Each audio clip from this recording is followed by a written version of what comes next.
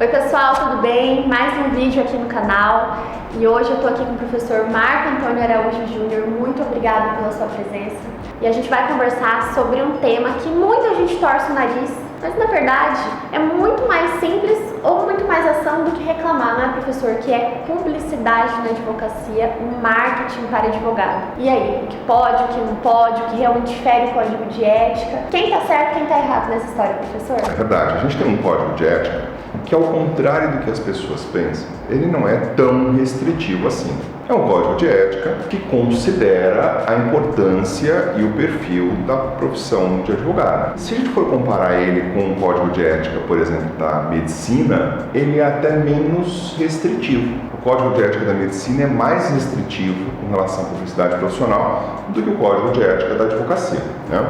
Nós temos então publicidade profissional, um tema que está previsto no Código de Ética da Advocacia, e é um tema que tem um provimento do Conselho Federal. Aliás, a gente tem agora, a gente está gravando esse vídeo no mês de setembro, né? No mês de setembro, a gente tem aberto uma consulta pública pelo Conselho Federal da OAB, o secretário-geral adjunto, que é o responsável por isso. É de Mato Grosso do Sul, doutora Aline Raguete. Doutora Aline, então, que está fazendo responsável por isso, no sentido de colher sugestões da advocacia de uma forma geral sobre a publicidade, né? Para ouvir a advocacia, escuta, o que vocês acham que poderiam mudar, o que não poderiam mudar. A partir dessa colheita de informações, provavelmente o Conselho Federal vai pensar num novo provimento, né?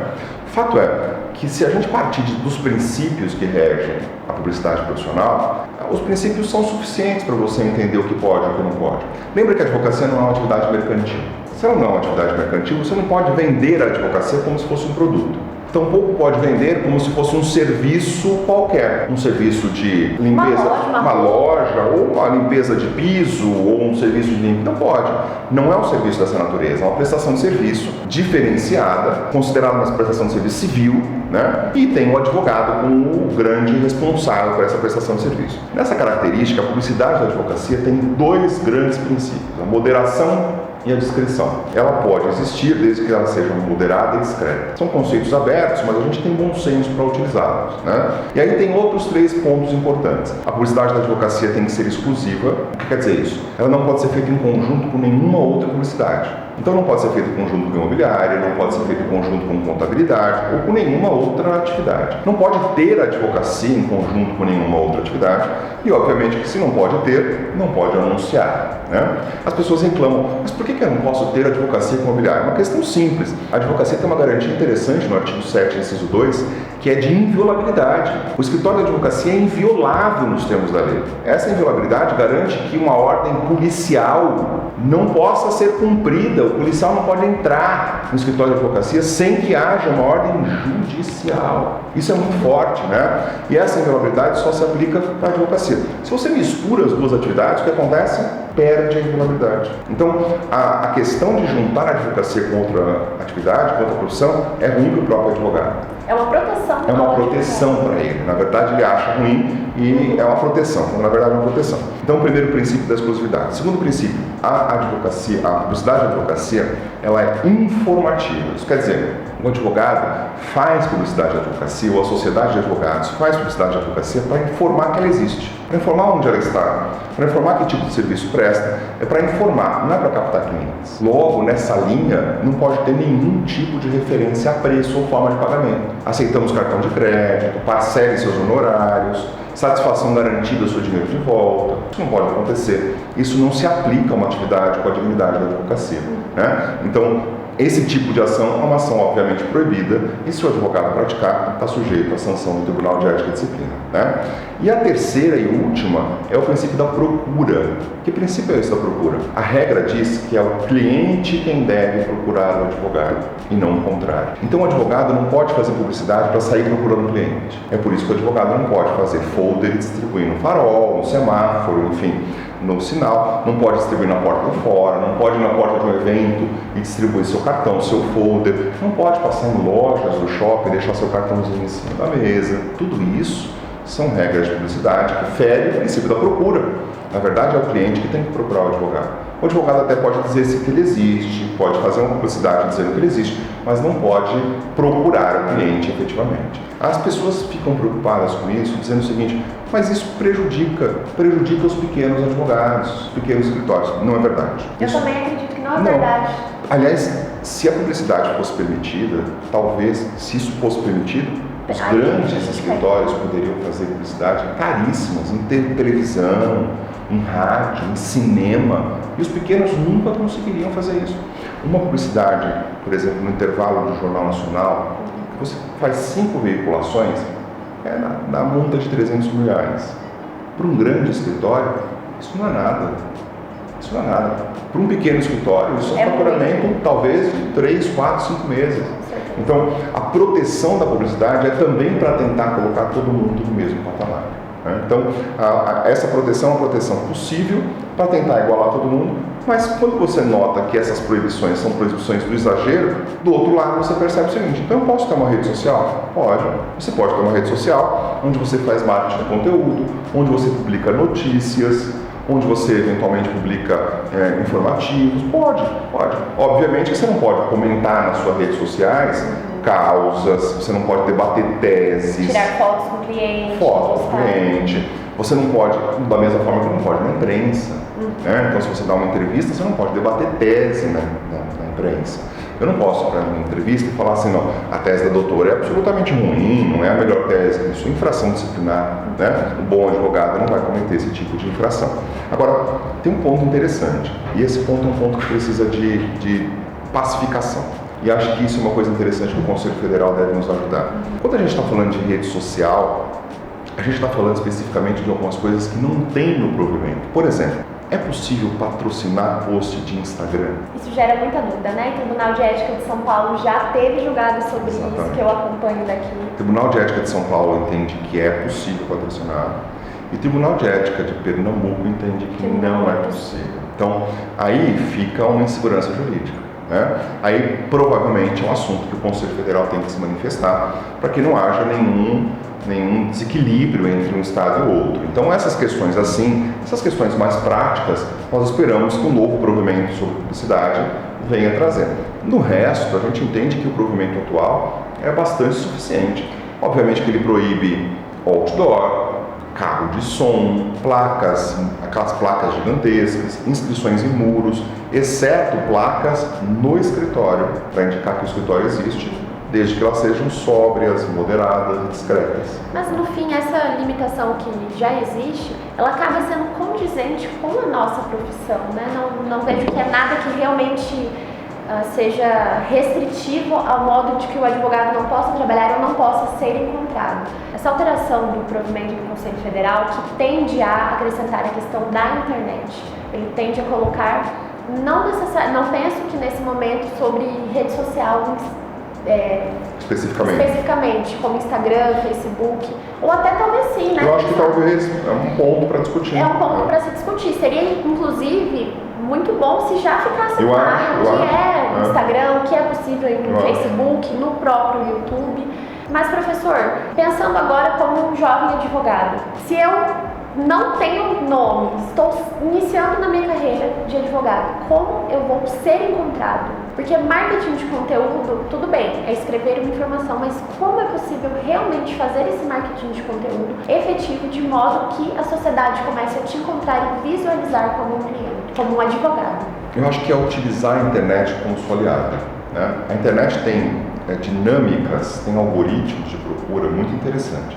Então, se você começa a escrever sobre determinados assuntos, e se você tem um blog, por exemplo, esse blog pode ser um blog bastante procurado. Então, minha sugestão, crie um blog onde você vai escrever artigos. Esses artigos vão falar sobre temas jurídicos, de preferência temas relevantes, aqueles temas que estão sendo discutidos. Você não vai comentar do ponto de vista prático, você vai falar exatamente quais são os institutos. Então, alguém está lá falando sobre um tema jurídico que as pessoas falam: mas do que é isso? O que ele está falando? Condução coercitiva, para nós parece um termo super simples, mas para as pessoas não. Vamos explicar o que é a condução coercitiva, quando se aplica? A condução coercitiva se aplica nessa situação, Então, você explica aquele termo jurídico de alguma forma e as pessoas vão ter acesso a ele. Esse seu blog talvez seja direcionado para futuros clientes. Então alguém que vai eventualmente digitar lá, porque as pessoas hoje, da mesma forma que quando você está com uma dor de cabeça, está com uma dor no estômago, quando você abre o seu exame de sangue, você vai olhar lá, nossa, nesse exame aqui eu com uma referência baixa. O que significa isso? Você vai no Google, joga lá e vê qual é o resultado. Da mesma forma, a pessoa fala o seguinte, bom, ação de alimentos, quanto que eu posso pedir, né? Quanto que eu devo pagar? Posso ser preso? A pessoa vai lá e pesquisa, posso ser preso por ação de alimentos? Se você escreveu no seu blog sobre isso, uma pessoa pode ser presa por dever alimentos? Pode cair no seu blog essa informação. E aí a pessoa lê essa informação e fala, que legal, olha que legal, um blog de um advogado. E tem a informação dele, vou procurar esse advogado. Foi super claro nisso. Então a pessoa pode te procurar por um marketing de conteúdo. Essa é uma forma inteligente de alguém chegar até você pelo seu conteúdo, sem você precisar fazer panfleto, sem você ficar na porta do fórum, enfim, né? Obviamente que o outro jeito é um jeito tradicional, são as pessoas por indicação, umas indicam para as outras o serviço da advocacia. Mas tem que usar a internet como aliado. A internet é um bom aliado e o marketing de conteúdo vai fazer com que você chegue nessas pessoas. Chegando nessas pessoas, você pode utilizar isso a seu favor, escrevendo sobre assuntos jurídicos que vão fazer com que as pessoas possam ter acesso a você. Esse mesmo texto, ele é possível você pegar, diminuir ele para que caiba numa legenda de Instagram, numa legenda de Facebook. E aqui eu quero dar uma dica pro pessoal. Por que o professor está batendo tanto na tecla de blog, de Google? Porque o Google não lê legenda de Instagram e legenda de Facebook. Então, se você só está jogando conteúdo aí no seu Instagram ou no seu Facebook, você está se limitando, porque a pessoa só vai te encontrar se te segue ou se o Instagram sugerir a sua página para outra pessoa. No Google, qualquer um que buscou posso ser preso por pensão alimentícia, ele já faz toda aquela relação do próprio Google e já o seu conteúdo pode estar ali, a pessoa se identificar com a sua maneira de escrever, com a sua escrita, e aí você começa a gerar também aquela autoridade, né, professor? Exatamente. De se tornar referência naquela área. Você gera autoridade no assunto. Então, o interessante é que você, mesmo sem pagar um anúncio, você começa a ser provocado por aquele assunto. Então, a gente tem vários blogs jurídicos e não jurídicos também.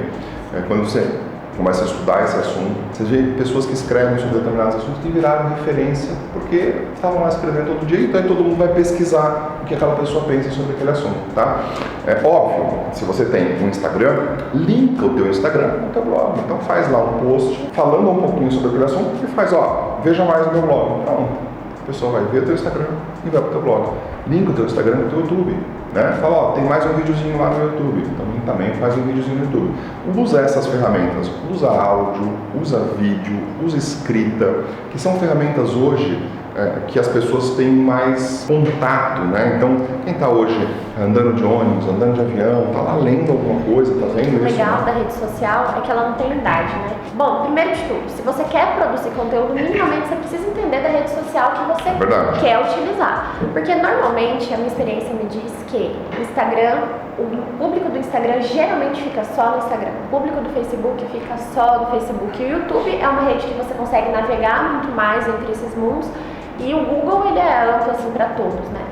Mas conheça da rede social que você quer começar a utilizar, isso é importante, né? Até a identificação de público, né? Quer dizer, público-alvo, quem é, qual a idade, qual público-alvo. Essas redes sociais todas você consegue identificar qual o público-alvo, qual a idade, se aquela pessoa é a pessoa com quem você quer conversar. Porque você precisa falar com o seu público, você precisa atingir o seu público. Se você também está falando com o público errado, você não vai conseguir ter sucesso. Então, essa conexão entre o que você fala, com quem você fala e como você fala, é super importante. Você não pode ter, se você quer falar com um cliente, se você quer falar com alguém que vai te contratar, você não pode ter termos rebuscados, mas também de alguma forma não pode escrever errado, né? Então não pode ter erros de português. Obviamente, se você quer montar um blog mais técnico, acadêmico, jurídico, aí você precisa ter um outro linguajar mais rebuscado, você precisa ter palavras diferenciadas, mas é outro público. Então identifica o que você quer com aquilo, qual é o teu público, para você identificar qual a sua linguagem e como você vai escrever. Isso é fundamental para você saber exatamente onde você está e onde você quer chegar. Isso aí vem da multidisciplinaridade do direito, né, professor? Que o advogado tem que conhecer um pouco de tudo e não só do direito. Queria que você desse dica para o pessoal de como fazer agora um marketing de conteúdo mais efetivo nas redes sociais, especificamente assim no Instagram, que você utiliza bastante, né, professor? E o pessoal te encontra bastante por lá, conversa com você, você responde, isso é um diferencial, responder as pessoas? Você sempre responde, sempre coloca um coração, sempre, seja direct ou comentário. Isso é uma coisa interessante, porque o Instagram tem que ser uma rede viva. Se não for uma rede viva, as pessoas vão achar que você só põe as informações lá e nunca tem resposta. Eu sempre fiquei preocupado com o meu Instagram ser uma rede viva e sempre tinha uma dinâmica. Será que o meu Instagram está funcionando ou não? Fiquei feliz que recentemente, a questão de 3, 4 meses, meu Instagram teve a conta verificada. Então, que bacana. Eu tenho 136 mil seguidores, nem é um número tão grande assim, tem pessoas que têm mais do que isso e não são verificadas, a minha conta foi verificada. Muito provavelmente por conta da interação. Então, eu ponho lá, por exemplo, entrevistas, põe entrevista lá. E a pessoa vem de alguma forma fala, tal coisa acontece assim, então eu sempre dou uma resposta, nunca em tom de consulta, porque eu não posso ter consulta por rede social, mas sempre uma resposta, de alguma forma a pessoa possa se interessar. Se a pessoa parte por tom de consulta, fala, olha, eu não posso te responder em tom de consulta, você pode procurar algum escritório, ou procurar um advogado da sua confiança, porque também eu não posso descumprir a regra do código de ética na rede social. O ideal é que você seja autêntico. Seja você mesmo. É isso que vai fazer a diferença na sua rede social. Com moderação. Não pode ser autêntico mostrando só balada. Não, é verdade. Autêntico com moderação. Autêntico com moderação. Professor, deixa aqui alguma dica para o pessoal. Comece. O que você acha que vale a pena na rede social? A advocacia é uma profissão encantadora. Encantadora. E você, como advogado, tem que descobrir como você vai mostrar para as pessoas esse encantamento. Então, cabe a você. Cabe a você, jovem advogado. Cabe a você, advogado que já está há algum tempo na advocacia, mostrar a importância dessa profissão para você e você mostrar que você gosta disso. Quando as pessoas perceberem que você gosta do que você faz, você vai ser contratado por elas. Aí está atingido o resultado do marketing. Professor, muito obrigada por mais essa aula. Eu já te falei, mas vou falar aqui para ficar gravado no canal. Eu estudei com você, esse ano vou fazer 5 anos de formada. É uma alegria imensa ter você comigo. Então, muito obrigada pelo seu tempo, pela sua disponibilidade e seja sempre bem-vindo a Mato Grosso do Sul. Gente, muito obrigada e não esquece de se inscrever no canal, hein? Até o próximo vídeo. Então tchau.